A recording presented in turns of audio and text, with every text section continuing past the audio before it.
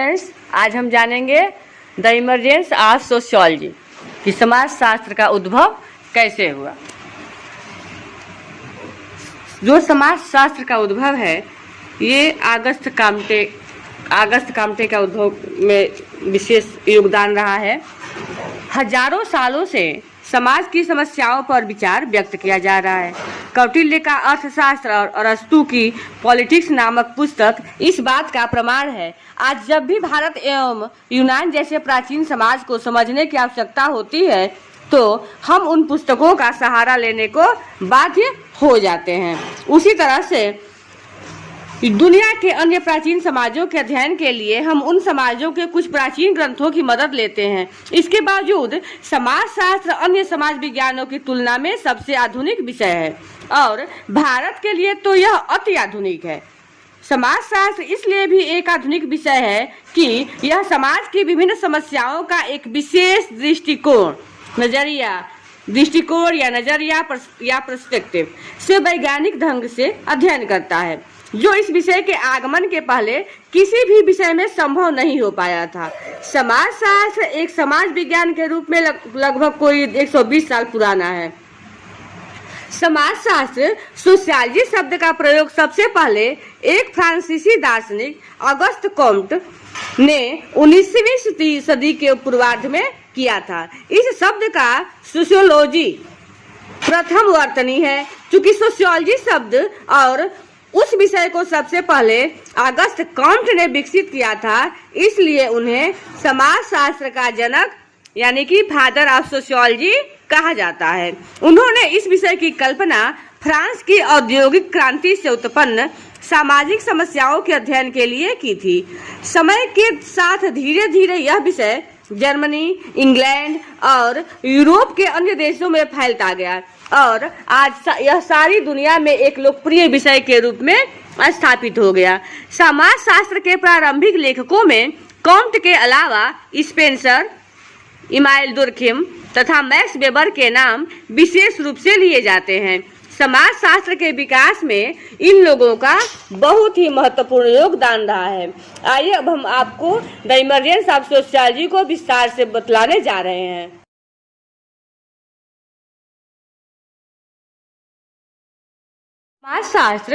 समाजशास्त्र दो शब्दों से मिलकर के बना होता है, जिसका तात्पर्य होता है समाज का अध्ययन करने वाला शास्त्र या विज्ञान। एक विज्ञान के रूप में समाजशास्त्र नवीन शब्द है, जबकि समाज प्राचीन है। जैसा कि बिल स्ट्रीट ने अपनी पुस्तक द सोशल ऑर्डर 1970 में लिखा है, एक विषय के रूप में समाजशास्त्र नवीन है, जबकि इसका अतीत काफी प्राचीन या लंबा है। समाजशास्त्र विश्व के पूर्व भी समाज के विभिन्न पहलुओं का अध्ययन विभिन्न शास्त्रों यथा राजनीति शास्त्र, अर्थशास्त्र, धर्मशास्त्र इत्यादि द्वारा किया जाता था। किसी युग की सामाजिक परिस्थितियों तथा तात्कालिक विचारों के बीच सदैव संबंध हुआ करता है। इन विचारों की उस समय में प्रधानता होती है। जैसा कि हम जानते हैं कि समाजशास्त्र का उदय द इमरजेंस ऑफ सोशियोलॉजी या समाजशास्त्र का उद्भव भी कर सकते हैं, यूरोप महाद्वीप में हुआ है। इसलिए हमें उस समय विद्यमान यूरोपीय सामाजिक स्थिति के बारे में जानकारी प्राप्त कर लेनी चाहिए। प्रारंभिक समाजशास्त्रियों द्वारा विकसित विचारों की जड़ें उन सामाजिक परिस्थितियों में हैं जो उस समय के यूरोप में मौजूद थी। अतः एक वैज्ञानिक विषय के रूप में समाजशास्त्र के उदय के प्रारंभिक चिन्ह हमें यूरोपीय इतिहास के उस काल को तलाशने होंगे, जिसमें फ्रांसीसी क्रांति 1789 तथा औद्योगिक क्रांति 1760 के रूप में इतने व्यापक सामाजिक, राजनीतिक और आर्थिक परिवर्तन हुए। यूरोपीय समाज में परिवर्तन का यह युग प्रबोधन युग इनलाइटमेंट पीरियड के नाम से जाना जाता है, क्योंकि इसमें 18वीं शताब्दी के फ्रांसीसी दार्शनिकों की चेतना को निश्चित रूप से व्यक्त किया गया है। प्रबोधन युग में सामंतवादी यूरोप के परंपरागत चिंतन में क्रांतिकारी परिवर्तन आया। इससे यथार्थ की नई दृष्टि और उसके चिंतन के नए तरीकों ने जन्म लिया। लोग जीवन के हर पहलू पर तार्किक चिंतन करने लगे तथा इस समय धर्म, सरकार या राजा की कही बात को अंतिम सत्य मानने की प्रवृत्ति समाप्त होने लगी। यूरोपीय समाज में हो रहे सामाजिक परिवर्तन को समझने के लिए सबसे पहले हमें उस समाज का अध्ययन करना होगा जो परंपरागत यूरोप में अर्थात प्रबोधन युग के पूर्व वहां मौजूद था। आइए जान लेते हैं कि यूरोपीय समाज का स्वरूप तथा उसमें परिवर्तन कैसे हुआ। प्राचीन यूरोप का परंपरावादी स्वरूप था। उसकी आर्थिक व्यवस्था में भूमि को केंद्रीय स्थान प्राप्त था। सामंत भूमि के मालिक होते थे और किसान भूमि पर कार्य करते थे। किसान भूमि पर काम क्या करता है? खेती करता है। समाज में समाज जो है वो 2 वर्गों में बटा हुआ था और समाज का विभाजन एकदम अस्पष्ट था। धर्म समाज का आधारभूत सिद्धांत था। धर्मगुरु जैसे पादरी ही यह तय करते थे कि क्या नैतिक है और क्या नहीं। मतलब ये है कि जो धर्मगुरु जैसे पादरी थे उस समय वही यह समाज में मानक तय करते थे कि हमें क्या करना है और क्या नहीं करना है। जिसे कि आज हम पाप और पुण्य के रूप में समझते हैं, तो जो उस समय धर्मगुरु पादरी होते थे वही यह समझाते थे कि समाज में लोगों को क्या करना है और क्या नहीं करना है। परिवार तथा नातेदारी संबंधों का मानव जीवन में अत्यंत ही महत्वपूर्ण स्थान प्राप्त था।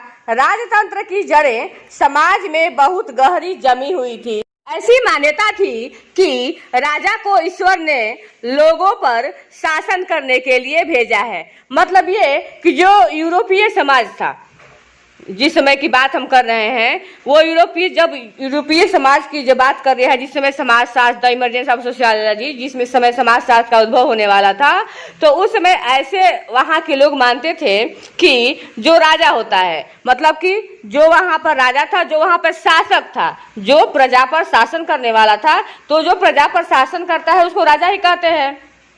तो जो प्राचीन यूरोपीय समाज था, तो उसमें लोगों की ऐसी मान्यता थी, लोगों का यह मानना था कि जो राजा है उसको ईश्वर ने ही हम लोगों पर शासन करने के लिए भेजा है। फ्रांसीसी क्रांति तथा औद्योगिक क्रांति के फलस्वरूप जो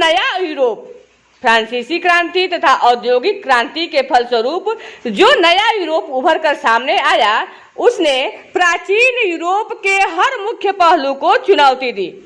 फलस्वरूप सभी वर्गों का पुनर्गठन हुआ। पुराने वर्ग ध्वस्त हो गए तथा नए वर्गों ने जन्म लिया। धर्म को चुनौती दी जाने लगी। धर्म का महत्व पहले से कम हो गया। पारिवारिक निष्ठाओं का स्थान वैचारिक आस्थाओं ने ले लिया। महिलाओं की स्थिति में बदलाव आया। अंततः राजतंत्र की समाप्ति हुई और लोकतंत्र का आगमन हुआ। समाज की सभी मुख्य धारणाओं जैसे धर्म, समुदाय, सत्ता, संपत्ति आदि की नई व्याख्याएं होने लगी और उन्हें नए संदर्भ मिलने लगे। वर्तमान तथा अतीत के बीच अंतर एकदम स्पष्ट हो गया। यूरोप में हो रहे इन परिवर्तनों का महत्व हम कितना भी आके वह कम ही है। मतलब ये कि जो उस समय यूरोप में अचानक से जो परिवर्तन आया था उसको हम कितना भी बताएं वो कम ही पड़ जाएगा। हमारे पास उतनी फ्रांसीसी क्रांति तथा औद्योगिक क्रांति के पूर्व यूरोप में 2 और क्रांतियां हुई थी, जिसे हम वाणिज्यिक क्रांति जो कि सन 1450 से लगभग सन 1800 एवं वैज्ञानिक क्रांति के नाम से जानते हैं। यूरोप में इन्हीं 2 क्रांतियों का काल पुनर्जागरण काल कहलाता है। इस युग में कला, साहित्य, संगीत, विज्ञान, मूर्तिकला आदि सभी विषयों को नया जीवन मिला। पुनर्जागरण युग ने समाज में परिवर्तन की नई शुरुआत की, जबकि फ्रांसीसी क्रांति तथा औद्योगिक क्रांति ने उसको परिणति तक पहुंचाया। एक पृथक विज्ञान के रूप में समाजशास्त्र का उदय 19वीं शताब्दी में हुआ। यूरोप उस समय फ्रांसीसी तथा औद्योगिक क्रांतियों के कारण अनंत परिवर्तनों के दौर से गुजर रहा था। इस प्रकार समाजशास्त्र के उदय में हम दो ही कारणों को मुख्य रूप से मानते हैं, अर्थात मतलब कहना यह है कि जब जो द इमरजेंस ऑफ सोशियोलॉजी है, जो समाजशास्त्र का उदय है, समाजशास्त्र का उद्भव है, इसमें हम दो ही प्रमुख कारणों को मानते हैं। समाजशास्त्र के उदय में हम फ्रांसीसी क्रांति और औद्योगिक क्रांति को ही मुख्य रूप से उत्तरदायी ठहरा सकते हैं। इस प्रकार हम कह सकते हैं कि समाजशास्त्र के उदय में हम दो ही कारणों को मुख्य रूप से मानते हैं, अर्थात उत्तरदायी ठहरा सकते हैं, जिसमें पहला है फ्रांसीसी क्रांति 1789 तथा दूसरा है औद्योगिक क्रांति 1760। हम विश्वास करते हैं कि जो हम टॉपिक समझाए हैं द इमरजेंस ऑफ सोशियोलॉजी आप लोगों को अच्छे से समझ में आ गया होगा। अब हम द इमरजेंस ऑफ सोशियोलॉजी का नेक्स्ट पार्ट 2 लेकर के आएंगे बहुत ही जल्द। तब तक के लिए आप लोग स्वस्थ रहें, सुरक्षित रहिए। बहुत बहुत धन्यवाद।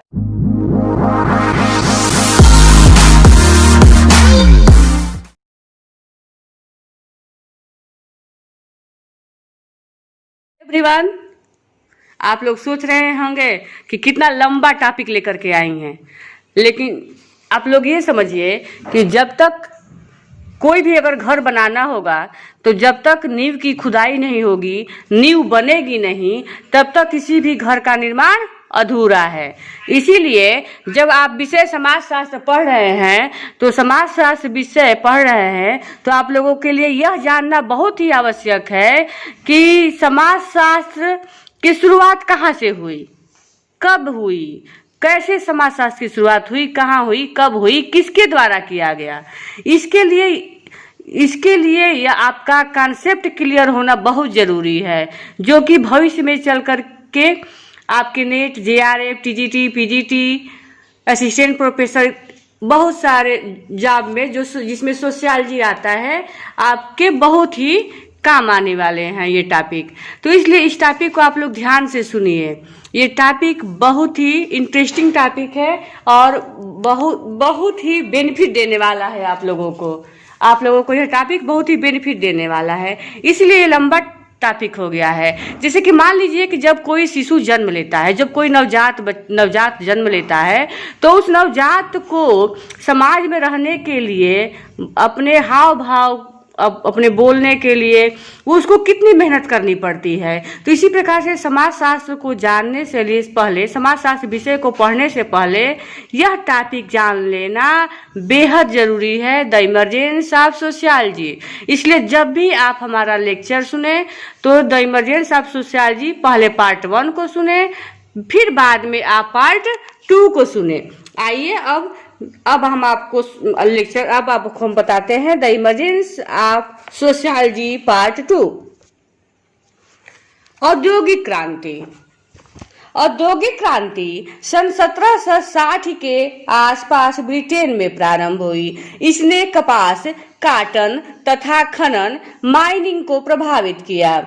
इससे पहले इंग्लैंड, फिर अन्य यूरोपीय देशों तथा बाद में अन्य महाद्वीपों में भी लोगों के सामाजिक और आर्थिक जीवन में जबरदस्त बदलाव आया। यूरोप में विशेषकर इंग्लैंड द्वारा नए क्षेत्रों की खोज व इसके साथ साथ व्यापार एवं वाणिज्य में वृद्धि तथा इसके फलस्वरूप शहरों में विकास के कारण चीजों की मांग बढ़ने लगी। कपड़ा जैसी परंपरागत उपभोक्ता वस्तुओं का निर्माण पहले घरेलू स्तर पर होता था, बाद में उस समय उत्पादन की घरेलू परंपरा प्रचलित थी। औद्योगिक क्रांति के दौरान नए औजारों तथा नई तकनीकों का विकास हुआ, जिनसे व्यापक पैमाने पर वस्तुएं तैयार हो सकती थी। 1760 से 1830 के बीच औजारों, तकनीकों और उत्पादन के प्रबंध में कई नए आविष्कार हुए जिनसे उत्पादन की फैक्ट्री प्रणाली अस्तित्व में आई। इस प्रकार उत्पादन की सामंतवादी प्रणाली के स्थान पर पूंजीवादी प्रणाली विकसित हुई। ब्रिटिश इतिहासकार अर्नाल्ड टॉयनबी द्वारा इसे औद्योगिक क्रांति शब्द द्वारा नामांकित किया गया। टॉयनबी ने अपनी पुस्तक ए स्टडी ऑफ हिस्ट्री 1934 to 1963 में औद्योगिक क्रांति के संबंध में विस्तृत उल्लेख किया है। इससे उद्योगपतियों का वर्ग उभर कर सामने आया जिसने औद्योगिक प्रणाली को नियंत्रित किया। इस क्रांति के कारण समाज में हाथ से बनी वस्तुओं का पुराना युग समाप्त हो गया और यंत्र निर्मित वस्तुओं के नए युग का आगमन हुआ। उपर्युक्त घटनाओं के परिणाम स्वरूप फ्रांसीसी समाज परिवर्तन के दौर से गुजर रहा था। कोई भी व्यवस्था स्थायित्व को नहीं प्राप्त कर पा रही थी। समाज अनेकों समस्याओं का सामना कर रहा था। तत्कालीन विद्वानों द्वारा सामाजिक व्यवस्था को स्थापित करने का प्रयास किया जा रहा था। समाज में विज्ञान का महत्व सर्वाधिक था और सामाजिक समस्याओं का समाधान वैज्ञानिक ढंग से करने पर बल दिया जा रहा था। इन विद्वानों में सेंट साइमन 1970 to 1825 अग्रणी थे, जिन्होंने समाज के अध्ययन के लिए एक अलग विषय सामाजिक जीव विज्ञान सोशल बायोलॉजी का उल्लेख किया। औद्योगिक फ्रांस ने जिस नए समाज को जन्म दिया उसे सेंट साइमन औद्योगिक समाज इंडस्ट्रियल सोसाइटी कहा। जब फ्रांसीसी क्रांति से फ्रांसीसी समाज में उबाल आ रहा था, उसी बीच 19 जनवरी 1798 को 19 जनवरी 1798 को अगस्त कोम्ट का जन्म हुआ। उस समय ऐसी बहुत सी घटनाएं घटित हो रही थी जिन्होंने आधुनिक विश्व की नींव रखने का काम किया था। रेसिडोर अगस्त मैरी फ्रैंकोइज जेवियर कोम्ट, जो कि अगस्त कोम्टे का पूरा नाम है, रेसिडोर अगस्त मैरी फ्रैंकोइज जेवियर कोम्ट, फ्रांसीसी क्रांति द्वारा हुए सामाजिक विनाश से भी प्रभावित हुआ था। वह फ्रांसीसी क्रांति के परिणामों के बीच रह रहा था। वह उस समय की अव्यवस्था और जनता की मौलिक तथा सांस्कृतिक निर्धनता से लगातार परेशान और बेचैन रहता था। उसकी मौलिक जीवन पर्यंत धुन यह रही कि अव्यवस्था की जगह व्यवस्था कैसे प्रतिस्थापित हो और समाज की पुनः रचना कैसे की जाए। समाज के विकास के लिए व्यवस्था का स्थापित होना आवश्यक है। साइमन, जो अगस्त कोम्ट का गुरु भी था, उसके सचिव के रूप में कोम्ट ने समाज की स्थिरता के लिए मिलकर कार्य करना प्रारंभ किया। दोनों ने मिलकर 1822 ईस्वी में एक कृति की रचना की जिसका नाम plan of the scientific operations necessary for the reorganisation of society था, जिसमें समाज के अध्ययन की रूपरेखा प्रस्तुत किया गया था। लेकिन दुर्भाग्यवश साइमन तथा कोम्ट की दोस्ती ज्यादा समय तक नहीं चल पाई तथा दोनों के बीच सन 1824 में विच्छेद हो गया। तत्पश्चात कोम्ट द्वारा अकेले ही प्रयास किया जाता रहा। सन 1838 में सामाजिक घटनाओं के अध्ययन के लिए सामाजिक भौतिकी सोशल फिजिक्स का प्रयोग किया गया, लेकिन यह शब्द बेल्जियम के वैज्ञानिक एडोल्फ क्वेटलेट द्वारा चुरा लिया गया, जिसके पश्चात कोम्ट ने नया शब्द समाजशास्त्र सोशियोलॉजी की रचना सन 1838 में ही किया। शास्त्र लैटिन तथा ग्रीक भाषा के दो भिन्न शब्दों के मिलने से बना था, जिस पर जॉन स्टुअर्ट मिल ने आपत्ति प्रकट करते हुए कहा कि समाजशास्त्र दो भिन्न भाषाओं की अवैध संतान है। मिल द्वारा समाजशास्त्र के स्थान पर नीति शास्त्र इथोलॉजी शब्द का प्रयोग किया गया, जिसे विद्वानों द्वारा अस्वीकार कर दिया गया। इस प्रकार एक नए विषय समाजशास्त्र का उद्भव तत्कालीन परिस्थितियों का परिणाम है। कांट को समाजशास्त्र का जनक माना जाता है क्योंकि यह शब्द इन्हीं के द्वारा गढ़ा तथा सर्वप्रथम प्रयोग किया गया था। कोम्ट के ही शब्दों में समाजशास्त्र सामाजिक व्यवस्था सोशल ऑर्डर व प्रगति सोशल प्रोग्रेस का विज्ञान है। इस प्रकार सामाजिक व्यवस्था के स्थायित्व के लिए कोम्ट द्वारा 19वीं शताब्दी के पूर्वार्ध अर्थात 1838 ईस्वी में एक नए विशेष समाजशास्त्र की स्थापना की गई। कोम्ट द्वारा विज्ञानों का संस्करण भी प्रस्तुत किया गया तथा जिसमें उन्होंने गणित शास्त्र को प्रथम तथा समाज शास्त्र को अंतिम स्थान दिया है और समाजशास्त्र को सभी विज्ञानों की महारानी कहा है। अतः समाजशास्त्र के उद्भव के लिए औद्योगिक क्रांति 1760 तथा फ्रांसीसी क्रांति 1789 को ही तात्कालिक रूप से उत्तरदायी माना जाता है। इसके बाद ही समाजशास्त्र के विकास में जिन प्रमुख बौद्धिक परंपराओं का योगदान सबसे अधिक रहा है, इन्हें हम 5 भागों में बांटकर देख सकते हैं, जिनमें से पहला भाग है राजनीतिक दर्शन, पॉलिटिकल फिलॉसफी।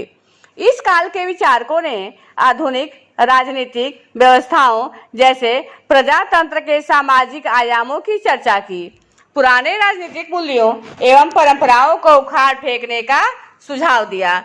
उनका मानना था कि पुराने मूल्यों के आधार पर नए समाज का निर्माण नहीं हो सकता। भाग है इतिहास का दर्शन, फिलॉसफी ऑफ हिस्ट्री। इस काल के प्रमुख विचारकों जैसे स्मिथ, हीगल, फर्गुसन, कोम्ट ने समाज के विकास एवं परिवर्तन का एक नया विश्लेषण एवं दर्शन दिया, जिसका बौद्धिक प्रयास आज भी देखने को मिलता है। तीसरा भाग है उद्विकास के जैविक सिद्धांत, बायोलॉजिकल थ्योरीज। लेमार्क एवं डार्विन जैसे विचारकों ने मानव के उद्विकास का एक नया सिद्धांत प्रतिपादित किया, जिसका प्रभाव स्पेंसर तथा मॉर्गन जैसे विद्वानों के विचारों में भी दिखाई पड़ता है। जैविक उद्विकास के सिद्धांत ने समस्त परंपरागत मान्यताओं को उखाड़ फेंका और एक नए वैज्ञानिक चिंतन का मार्ग प्रशस्त किया। भाग है सामाजिक एवं आर्थिक सुधार का आंदोलन, movement for social and economic reforms. कुछ विचारकों ने औद्योगिक एवं फ्रांसीसी क्रांति से उत्पन्न विभिन्न प्रकार के सामाजिक और आर्थिक समस्याओं के अध्ययन हेतु सर्वेक्षण पद्धति के प्रयोग पर बल दिया। 5वां भाग है सामाजिक सर्वेक्षण विधि का विकास, development of social survey method. इसमें इरविन जेटलिन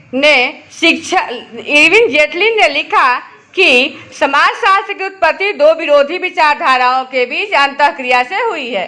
प्रथम विचारधारा को प्रगति की विचारधारा, आइडियोलॉजी ऑफ प्रोग्रेस, और दूसरे को व्यवस्था की विचारधारा, आइडियोलॉजी ऑफ ऑर्डर की संज्ञा दी है। पहली विचारधारा 18वीं सदी की विचारधारा मानी जाती है। प्रगति की विचारधारा को मानने वालों की मान्यता यह थी कि समाज प्रकृति का एक अंग है, इसलिए प्रकृति का नियम समाज पर भी लागू होता है। दूसरी ओर औद्योगिक तथा फ्रांसीसी क्रांति के फलस्वरूप यूरोपीय समाज एक संक्रांति काल से गुजरा था। पुराने नियम, पुराने मूल्य एवं विचार टूट रहे थे और उनकी जगह पर नए सामाजिक नियम व कानून उदित हो रहे थे। परिणाम स्वरूप बुद्धिजीवी जगत में विरोधी विचारधारा का विकास 19वीं सदी के प्रारंभिक काल में हुआ, जिसे व्यवस्था की विचारधारा, आइडियोलॉजी ऑफ ऑर्डर के नाम से जाना जाता है। आशा करते हैं कि आप लोगों को द इमर्जेंस ऑफ सोशियोलॉजी पूरी तरह से समझ में आ गया होगा।